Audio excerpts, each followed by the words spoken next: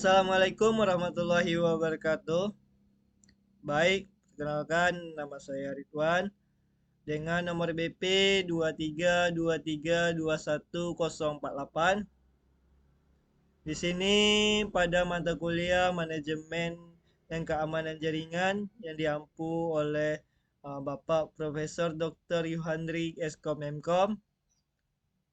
Di sini saya akan menjelaskan tentang CSRF, Cross-Site Request Forgery.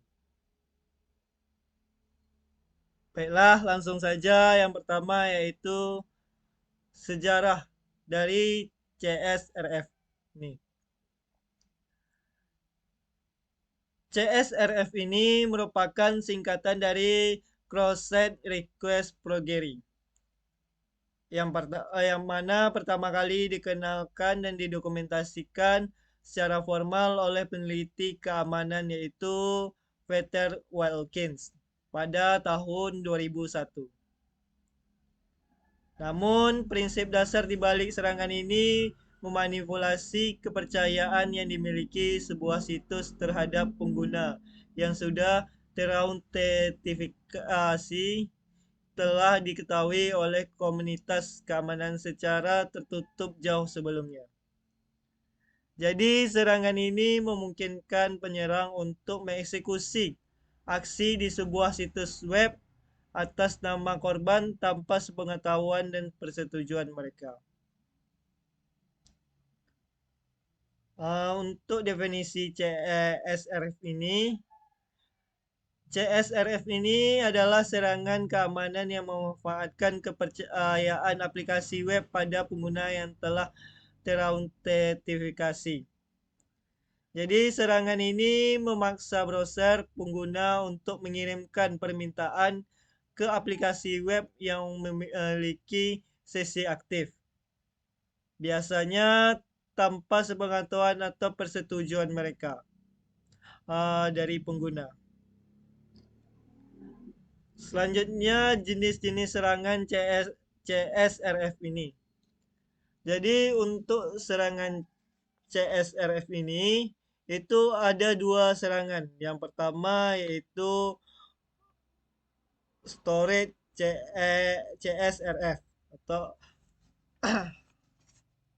untuk jenis serangan storage ini yaitu jenis serangan yang memanfaatkan media aplikasi web untuk bisa mendistribusikan URL untuk eksploitasinya. Jadi jenis ini memiliki kemungkinan keberhasilan yang sangat tinggi. Karena di sini pengguna sudah pasti dalam posisi login pada website tersebut. Posisi pengguna yang login tentu saja mengurangi kecurigaan terhadap permintaan dari pengguna ini. Dan web mengira itu memang asli. Jenis ini memang kemungkinan berhasilnya sangat tinggi. Akan tetapi tentunya memiliki kelemahan yakni dari sisi jejak.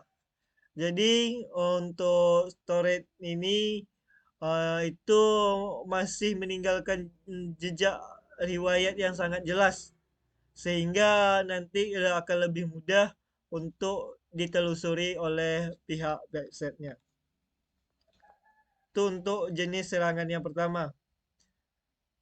Adapun jenis serangan yang kedua yaitu Reflantic, yang mana jenis serangan ini yang menggunakan sistem dari luar website untuk melakukan distribusi link URL.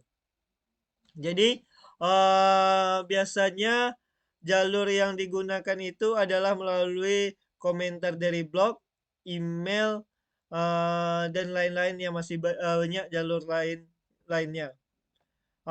Kemungkinan keberhasilan dari jenis ini memungkinkan lebih rendah dibandingkan dari jenis yang pertama yaitu storage. Kenapa? Karena mempergunakan sistem dari luar untuk membagikan link. Contohnya tadi gunakan email dalam membagi link atau tautan uh, dari CSRF ini. Contoh sederhananya, seorang pengguna yang sedang login ke akun media sosialnya. Tanpa diketahui oleh pengguna, dia juga mengunjungi sebuah situs yang telah dikompromikan melalui tab browser yang lain. Situs berbahaya ini memicu pengguna untuk secara tidak sengaja mengklik sosialnya, mengklik link yang langsung memposting status ke media sosialnya. Jadi pengguna tersebut tidak menyadari bahwa dia telah dipaksa untuk memposting sesuatu karena semua tindakan terjadi di latar belakang tanpa disadari oleh pengguna. Cara kerja dari CSRF ini. Ada 3 cara kerja dari CSRF ini. Yang pertama yaitu pengguna login. Jadi pengguna masuk ke dalam akun mereka pada situs terpercaya dengan uh, melakukan login sehingga sesi akun autentikasinya dimulai. Itu untuk uh, yang pertama, cara kerja yang pertama. Lalu mengunjungi situs berbahaya. Jadi sambil masih login, pengguna membuka tab baru dan tanpa sadar mengakses situs yang telah dikompromikan tadi. Jadi tanpa menutup sesi sebelumnya, pengguna membuka tab baru dan mengakses situs yang telah dikompromikan yang mengandung skrip jahat. Seperti pada contoh kasus tadi. Yang kedua, yang ketiga yaitu pemicu permintaan palsu. Jadi ini sangat berbahaya mengeksekusi skrip yang memanfaatkan sesi yang masih aktif dan mengirim permintaan palsu ke situs terpercaya. Maksudnya di sini skrip pada situs yang berbahaya secara otomatis mengirimkan permintaan ke situs terpercaya dengan menggunakan kredensial yang masih aktif pada sisi pengguna. Jadi apa dampak dari serangan ini? Yang pertama yaitu kehilangan data pribadi. Jadi dampak yang pertama yaitu kehilangan data pribadi. Di sini maksudnya akun pengguna yang digunakan untuk menyebarluaskan konten yang tidak diinginkan mengakibatkan pencurian identitas dan kehilangan informasi pribadi. Yang kedua yaitu kerugian finansial. Tentu saja dampak dari ini bisa juga mengakibatkan kerugian finansial. Dalam beberapa kasus, serangan CSR ini digunakan untuk mengubah detail pembayaran atau melakukan transaksi keuangan palsu yang mengakibatkan kerugian finansial bagi pengguna. Selanjutnya untuk dampak dari serangan ini yaitu kerusakan reputasi. Kenapa bisa menyebabkan kerusakan reputasi? Karena platform media sosial mengalami kerusakan reputasi yang signifikan karena dianggap tidak dapat melindungi data pengguna. Hal ini mengakibatkan kehilangan kepercayaan pengguna dan kemungkinan penurunan pengguna aktif. Itu beberapa dampak dari serangan CSR ini. Selanjutnya simulasi. Di sini saya simulasikan dari CSRF ini menggunakan yaitu DVWA. DVWA itu menyediakan skenario umum untuk menjelaskan serangan CSRF. Ini dia. Di VWA-nya biasanya serangan CSRF melibatkan pengguna yang sudah terautentikasi di situs target.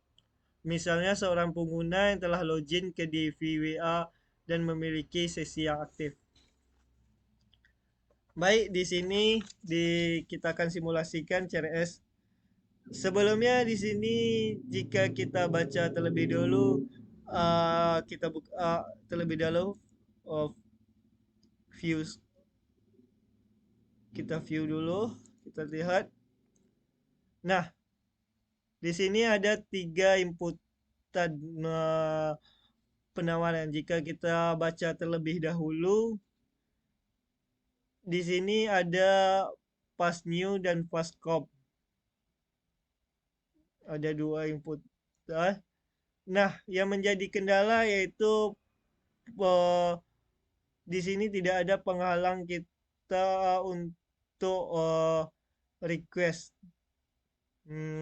Di sini variabel passwordnya, variabel di sini ada pass new dan passcom, variabel passcomnya langsung diupload gitu saja tanpa celah. Jadi yang tanpa ini menyebabkan celah ya. Tidak ada penghalang, langsung bisa diupload. Baik, di sini kembali. Nah, di sini kita tes terlebih dahulu login. Di sini kita tes login. Di sini saya username-nya admin, passwordnya 12345, kita login. Valid password per admin. Nah, jadi sekarang kita coba untuk mengganti passwordnya. Kita coba untuk mengganti passwordnya. Di sini kita masukkan new passwordnya. Misalnya passwordnya kita kasih 123, password baru confirm new password, kita masukkan 123, kita coba change password. Password change atau password berhasil change. Nah, untuk membuktikan password ini berhasil change, kita tes untuk login. Sini username admin, passwordnya 123, valid password for admin.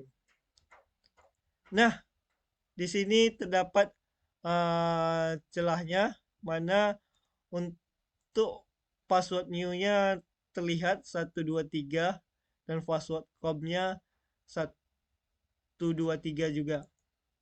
Sehingga di sini bisa kita copy link ini. Contoh, kita buka tab baru, kita paste. Di sini langsung kita ganti dengan passwordnya admin, password barunya. Kita confirm passwordnya,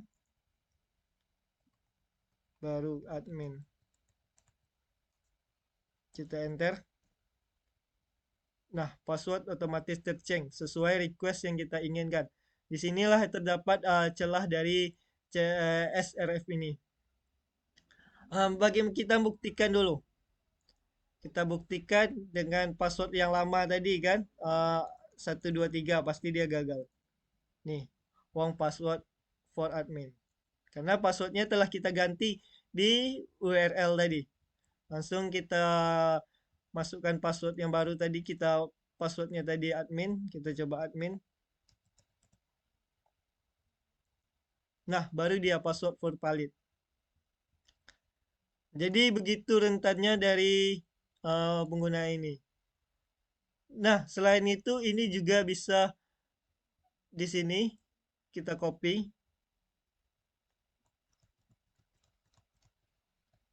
Di sini saya sudah menyediakan sebuah script. Script sederhana menggunakan HTML saja. Di sini saya isi ref-nya. Nah, di sini bisa kita ganti password yang kita inginkan. Misalnya passwordnya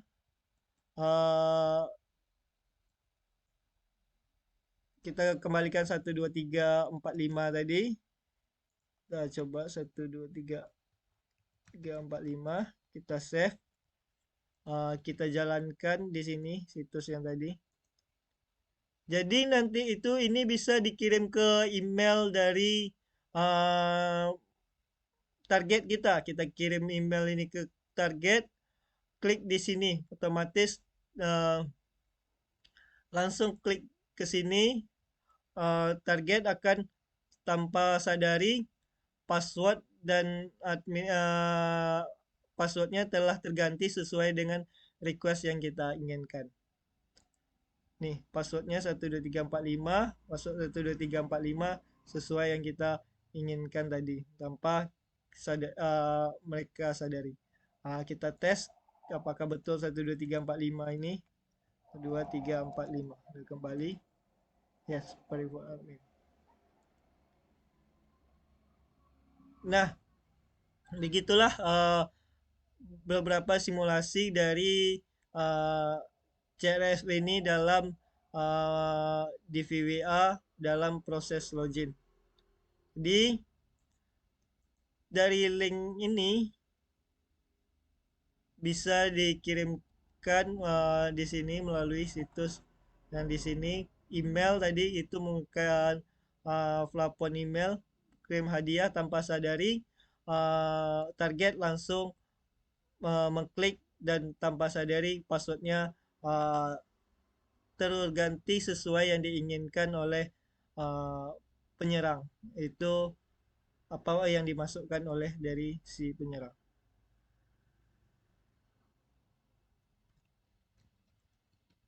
Baik, setelah melakukan simulasi, lanjut apa kesimpulan dari materi CSRF ini?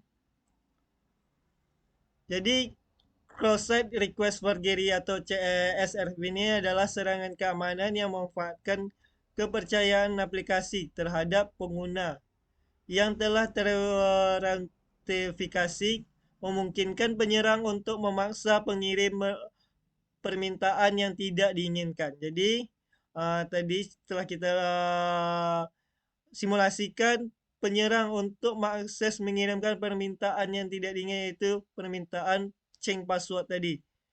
Dalam mengatasi ancaman ini, pengembang strategi mitigasi seperti token anti CSRF, validasi asal permintaan, dan kebijakan SAMsite untuk cookies yang telah terbukti efektif. Jadi pentingnya edukasi terhadap pengembangan dan penggunaan serta pembaruan keamanan reguler tidak dapat diabaikan, karena kedua kunci dalam pencegahan CSRF merupakan keduanya kunci dari dalam mencegah CSRF, yaitu edukasi terhadap pengembangan dan penggunaan serta pembaruan keamanan yang reguler. Akhirnya, perlindungan terhadap CSRF memerlukan kolaborasi antara pengembang yang menerapkan kontrol keamanan dan pengguna yang menjaga kehati-hatian saat online, menunjukkan bahwa tanggung jawab dalam menghadapi serangan ini adalah kita bersama. Baik, di sini terima kasih. Itulah sedikit penjelasan tentang CSRF yang dapat saya sampaikan. Lebih dan kurang saya mohon maaf. Assalamualaikum warahmatullahi wabarakatuh.